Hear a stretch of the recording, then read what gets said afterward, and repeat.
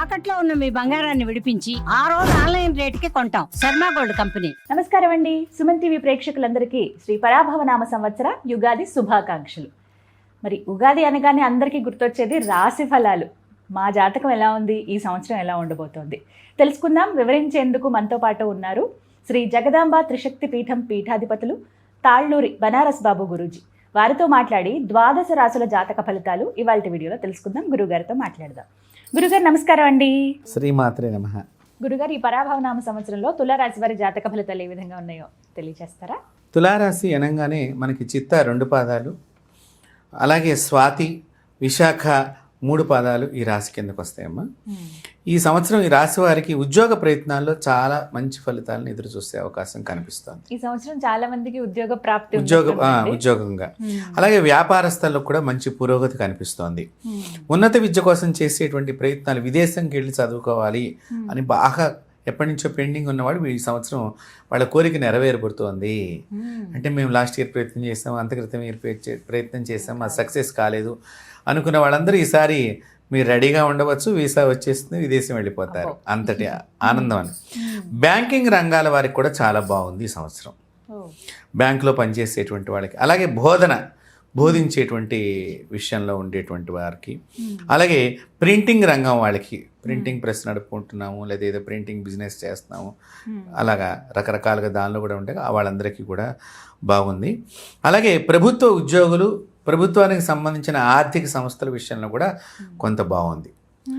కాబట్టి ఈ తులారాశిలో ఈ ముఖ్యంగా ఈ యొక్క గ్రహస్థితులు కొన్ని ఉపయోగకరంగా ఉండేటువంటి పరిణామం కనిపిస్తోంది.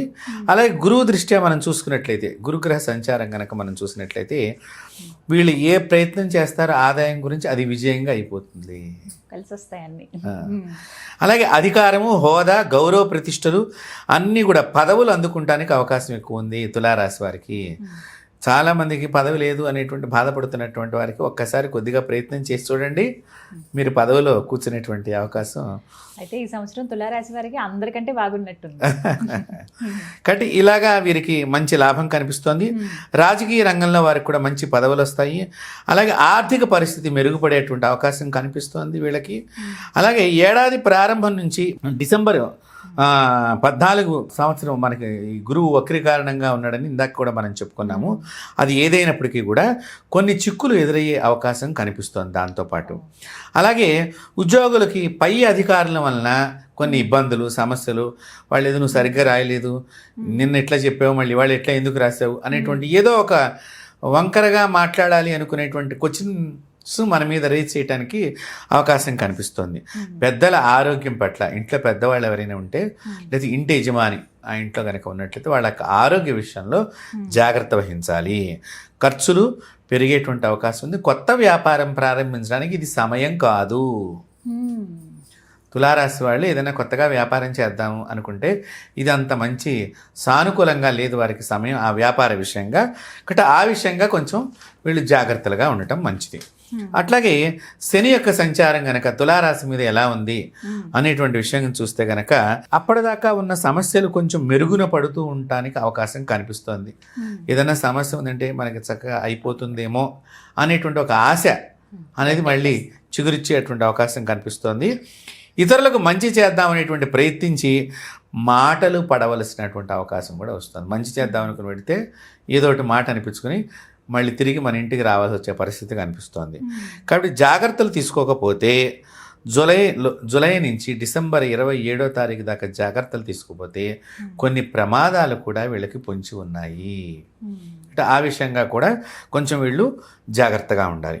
అలాగే వైద్య రంగము, ఫార్మా రంగంలో వాళ్ళకి చాలా ప్రోత్సాహకరంగా ఉన్నది.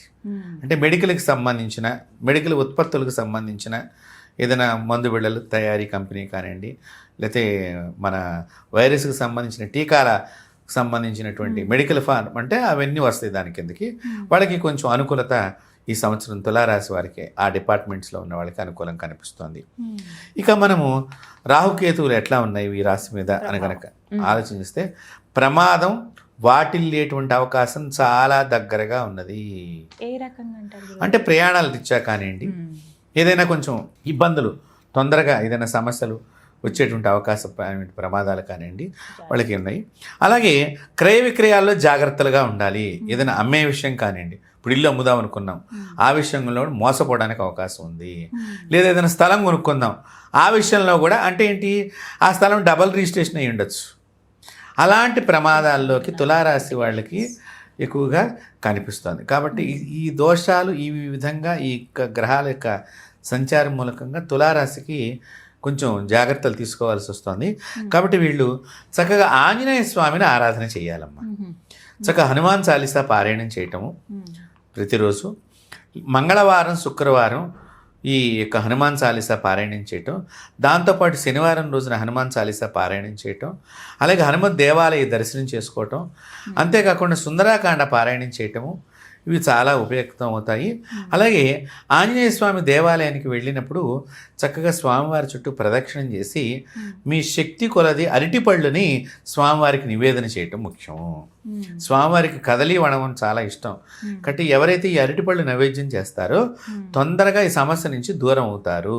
కాబట్టి తులారాశి వారికి ఏవైతే మనం చెప్పుకున్నామో సమస్యలు, వాటి నుంచి దూరం అవ్వాలి అంటే కదలి ఫలాలని వారికి సమర్పణ చేయటము చాలా ముఖ్యం. అలాగే ఆంజనేయ స్వామి వారికి ప్రదక్షిణ చేసేటప్పుడు 19 ప్రదక్షిణాలు చేయాలి. 19 ప్రదక్షిణాలు చేసి స్వామివారి పాదాలు చూడకుండా వస్తే శని యొక్క దోషం మనకి ఎక్కువగా లేకుండా ఉంటుంది. కాబట్టి ఈ విధంగా మనం ప్రదక్షిణాలు చేస్తే కనుక బాగుంటుంది.